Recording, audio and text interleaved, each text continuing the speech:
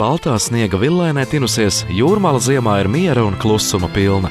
Piesnigušās kāpas, spriežu meži un sniegotais jūras krasts ļauj izbaudīt ziemu visā tās krāšņumā un varenībā.